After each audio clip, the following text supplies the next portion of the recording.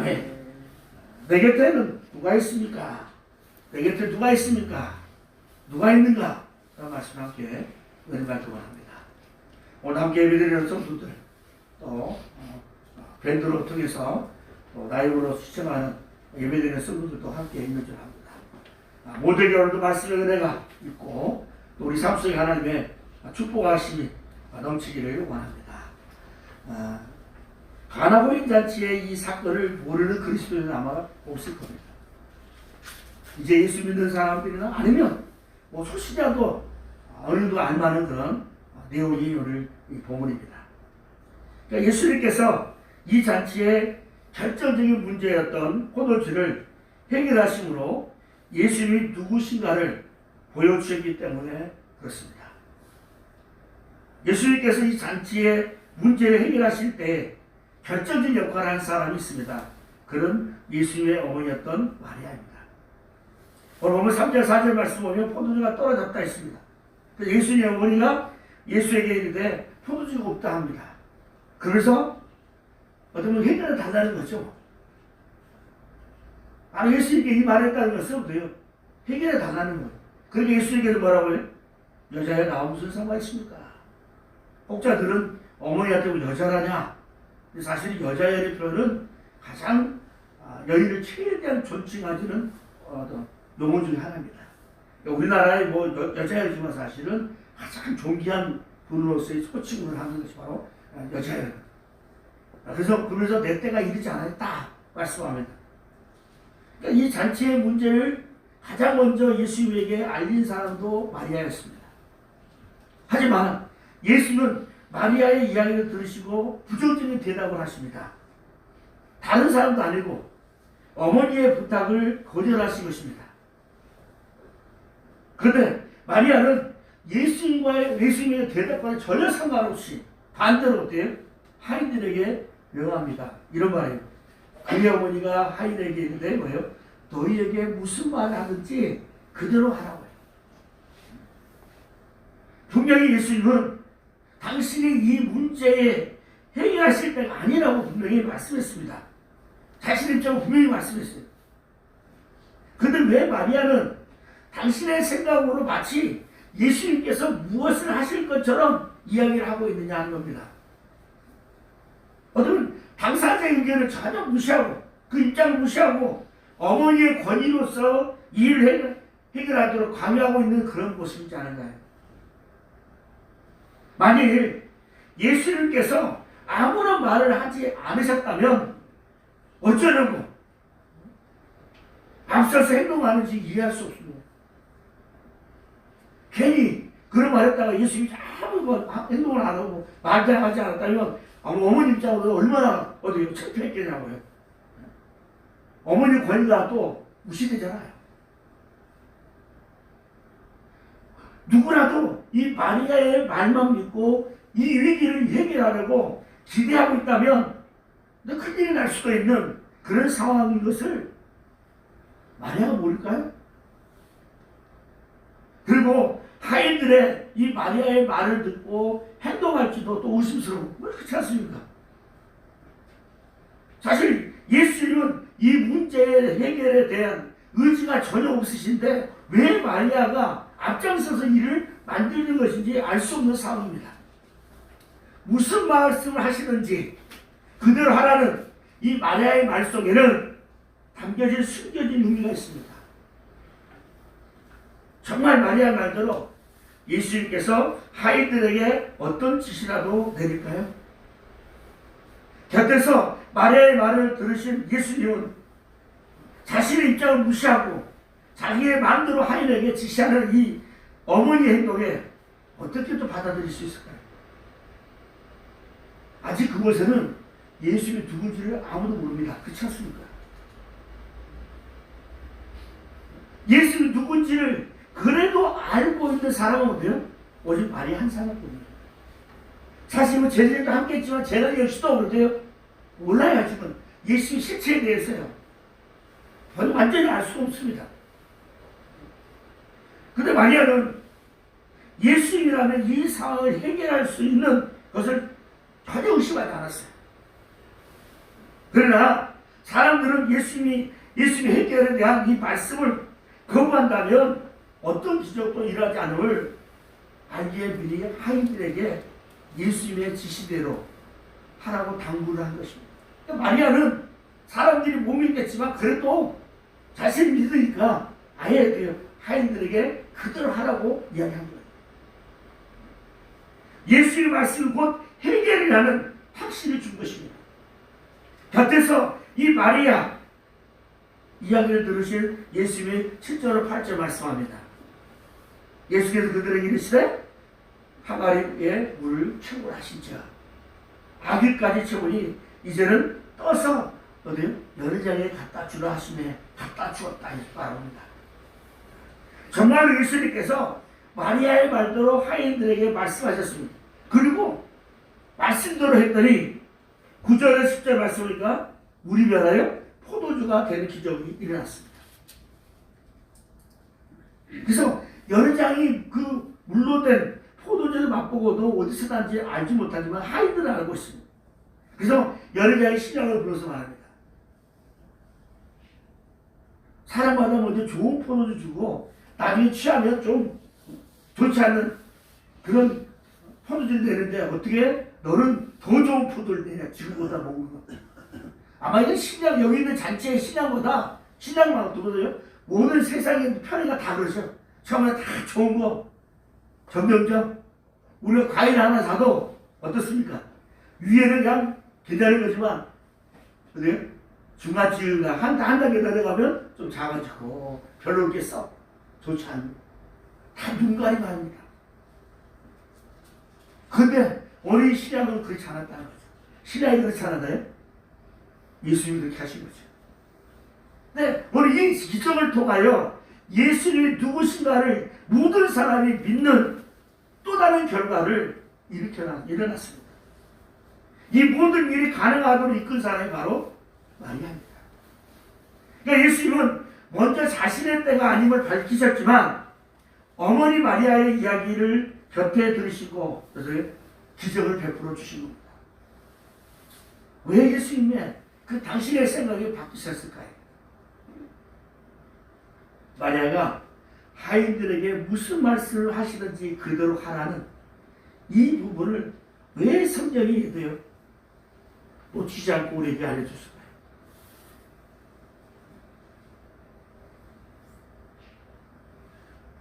문제는 언제 어디서나 일어날 수 있습니다. 하지만 그 문제의 장소 해결을 이끄는 사람이 있어야 한다는 거예요.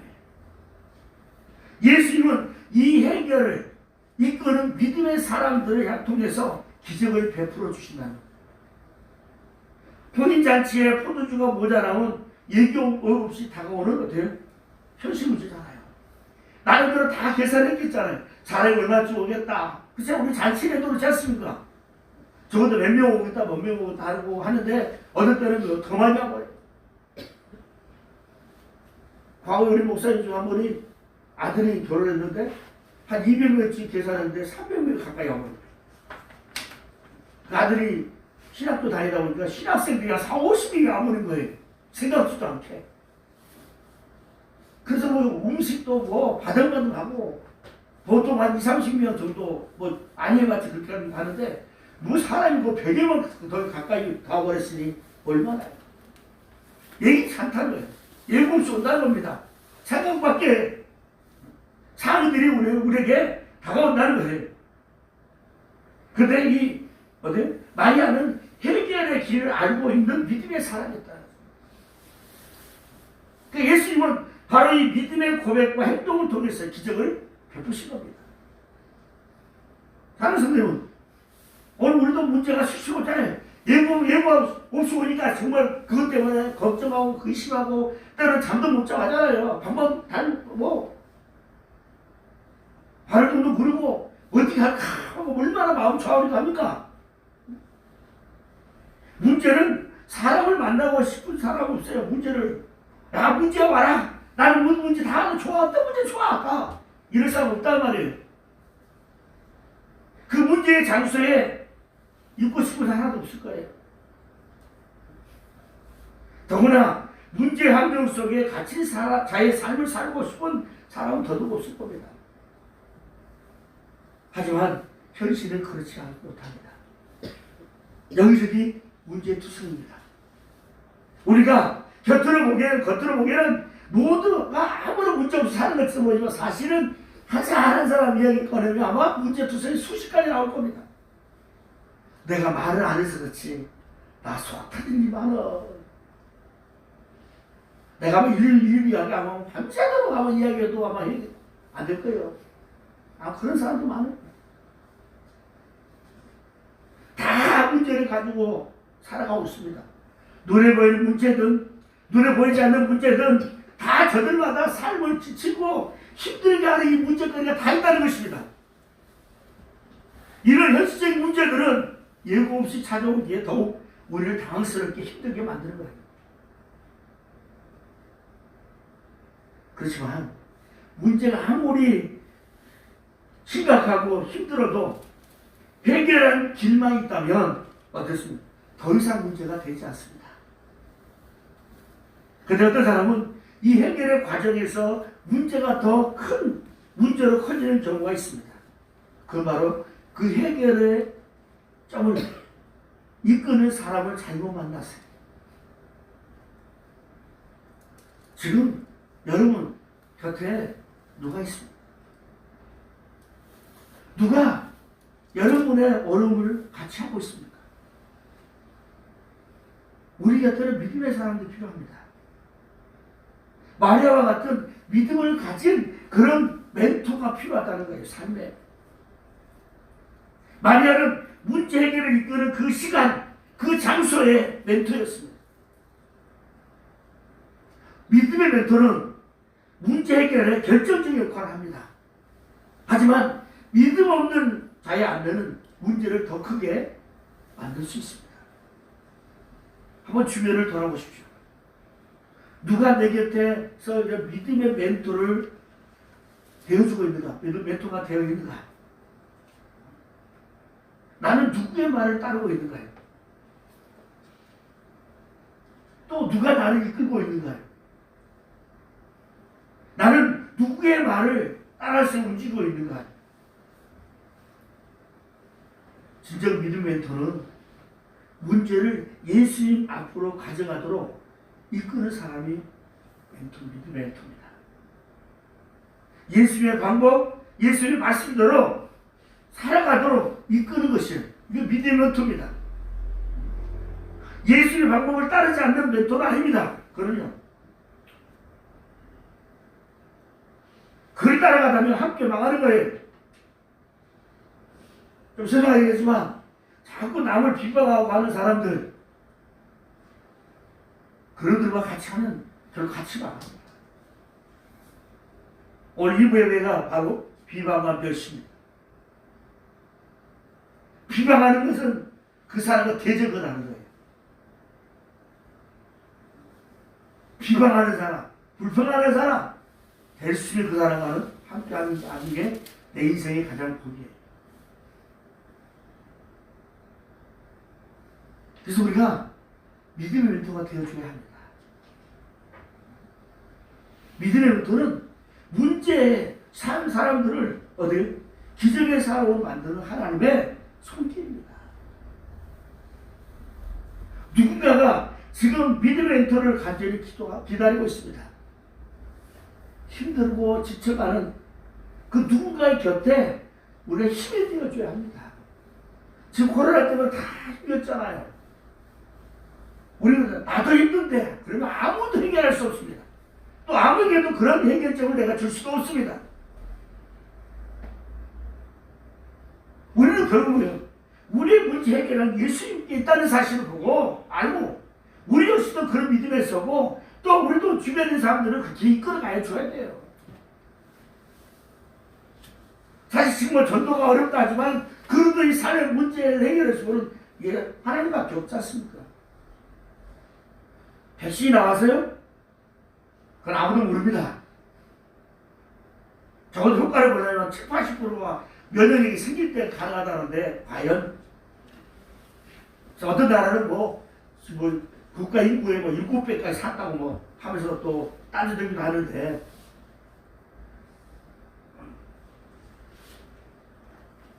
우리 인생의 모든 문제는 예수님께 있다는 사실을 우리가 합니다. 우리가 이 믿음 안에 서지 않으면 여전히 힘들어요.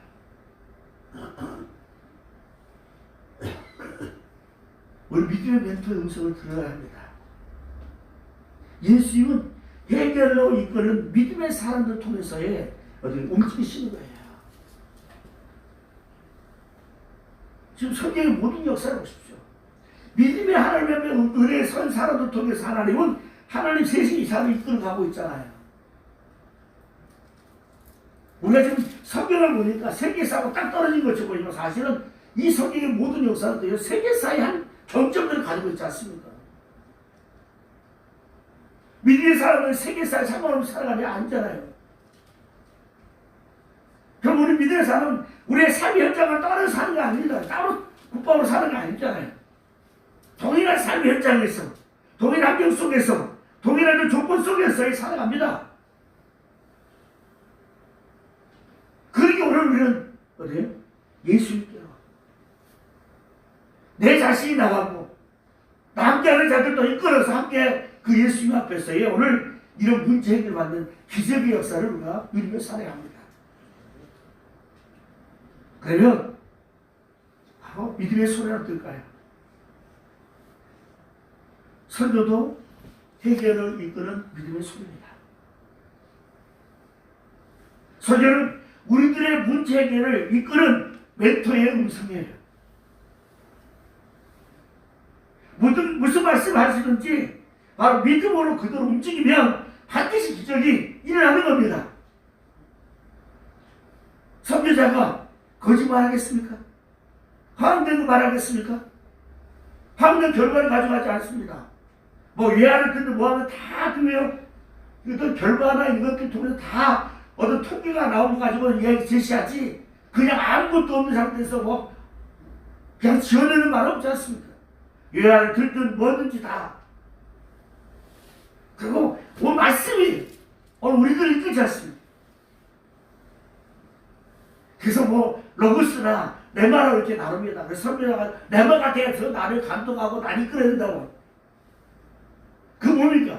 아멘으로 말씀을 받아들이고 그 말씀이 그대로 대해서 믿는 그 믿음 안에 있어서 레마가 되는 것이지. 그래서 설교를 아멘으로 받아들여야 합니다. 어떤 말씀이든 결론은 다 믿음의 틀이잖아요. 예수님께 가지 않습니까? 무슨 말씀이든지 아멘으로 받아 기적이 일어납니다. 사실 오늘 말씀을 들으면 그런 말씀 아멘으로 하던까지 안 가면 좀 죄송한 얘기지만 오늘 예배 와서 뭐 하는 겁니까? 저도 사실 오늘 이 말씀을 그대로 될 줄 믿고 전하지 않으면 제가 이거 설교할 필요가 뭐가 있습니까? 사실 목사할 필요도 없잖아요. 저 하나님 말씀이 살아있기에 이 말씀을 전하고 이 말씀으로 살아갈 때 역사가 일어나는 것, 기적이 일어나는 사실을 믿기 때문에 전하고 받고 살아가는 겁니다. 오늘 삶이 아무리 어렵고 힘들어도 하나님의 은혜 안에 있다고 하나님의 사랑 안에 있다면 그건 문제가 되지 않습니다. 결단코예요. 사실 죽음의 문제가 두렵습니다. 저도 한동안 교회를 섬겼던 교회 원로 목사의 사모님이 지난 주말에 갑자기 소천했습니다. 또 이 말씀하면 굉장히 겁을 낼지 모르지만, 그래서 어떤 목사님 제가 했더니 그런 말 하지 마. 성도들한테 뭐 하니까. 근데 우리의 생사가 하나님께 있다는 사실을 믿고 바라보는 거예요. 코로나가 멀리 있는지 알았더니 가까이 있더라고요. 그 사모님 너무 몸이 아파서 제가 이렇게 6년 섬길 때도 매주 토요일마다 시장 봐가서 아마 김치랑 반찬을 안 한 날이 없어요. 제가. 그럼 주말에 자녀들이 와서 하고 지나가면 주일 오후 예배 끝나가면 다 돌아갈 때마다 자꾸 반찬을 줘요. 아마 지금까지 저는 그렇게 한 거 알고 있어요. 평생. 근데 얼마 전부터 허리가 아프셔가지고 너무 아프니까 나중에 검사해봤더니 정말 허리가 세 군데가 너무너무 안 좋죠. 수술하자는 거죠. 그래서 너무 힘드니까 이럴 때 수술했는데 수술을 마치고 이제 퇴원하면 또 가까운 병원에 가서 좀 요양하면서 치료받으려고 했더니 코로나 검사했더니 딱 걸린 거예요. 야, 수술하다 걸린지 뭐 병원에 아니 병원에서 걸린 거예요. 그러다가 거의 한 21년 만에 이렇게 있다가 소출하셨어요. 연세도 80세고 또 질병 좀 있었고 사표를 지금 이때에 어떻게 수술하냐고 좀 지난 다음에 하도 되는데 근데 얼마나 힘이 고 얼마나 아프면 얼마나 고통스럽습니다. 저는 허리 아픈 걸 좀 경험했기 때문에 압니다. 정말 제대로 누울 수도 없어요. 아프면. 사실 저 자신도 너무너무 힘들어서 제가 보기에서 가서 칼을 갖다 가 제가 찔러보기도 했어요.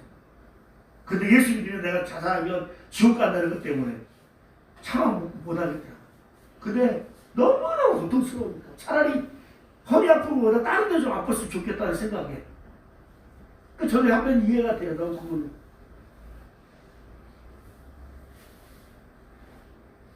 믿음으로 살아왔어요. 온 가족이 이번에 만나서 참 함께 잠깐 대화를 나누고 했는데 그래도 믿음 안에 있기 때문에 위로받고 힘을 얻는 거예요.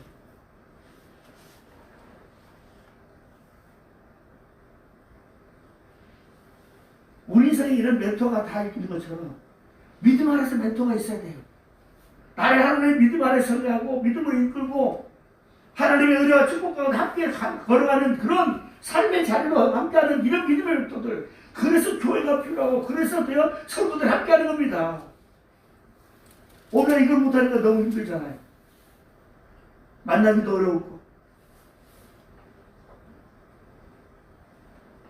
그러니까 오늘 우리가 한 사람일지라도 믿음의 서도로 우리 이끌을 갖춰야 되고 내가 그렇게 믿음에 설 수 있도록 내가 그런 삶의 자리로 늘 본인에게 되어야 돼요. 어느 힘들 때라도 하나님께 더 의지하고 말씀에 의지하는 삶을 통해서 누군가 나를 보면서 아 저렇게 살아가는구나 저렇게 믿어야 되는구나 할 수 있는 이런 멘토들이에요.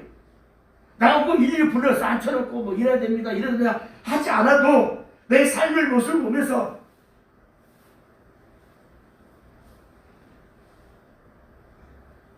우리도 이런 기적의 통로가 되고 축복의 통로가 되어야 합니다. 왕고를 하는 것처럼 내가 그리스도를 본받는 것처럼 나를 본받으라는 바울처럼 이때에 지금 그렇게 살아보자는 거예요. 말하지 않아도 내가 그렇게 살아가는 그 모습 속에서 하나님이 함께 하시고 길을 열으심을 보면서 보여주면서 살아가는 거죠. 말씀대로 하라고 했습니다.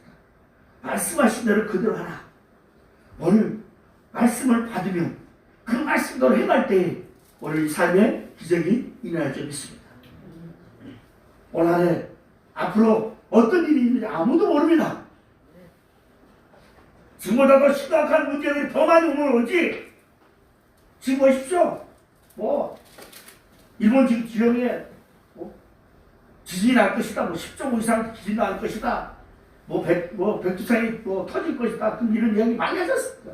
하나같이 지금 과학이 발달하니까 이 미래를 예측하려고 하는 것들이 많아져요. 과거에 당하면 당했는데 지금은 미리 알고 나서 돼요. 그것 때문에 돼요. 연기하고 두려워하는 시대가 있잖아요. 너무 빨리 알아서 문제예요. 그런데 우리도 그런 삶을 믿음의 대처를 해야 되지 않습니까? 이 코로나19가 어쩌면 그런 삶의 현장으로 가는 초입경이라는 사실. 그럼 이때에 우리가 믿음으로 잘 준비되어 나가면 앞으로도 더 심각한 문제가 아니고 얼마든지 우리는 믿음 안에 대처해 나갈 수 있고 감당해 나갈 수 있다는 사실입니다. 그래서 지금부터 믿음으로서의 나를 견고하게 세운 자가 되어야 돼요. 말씀으로 내가 견고하게 세워져야 합니다.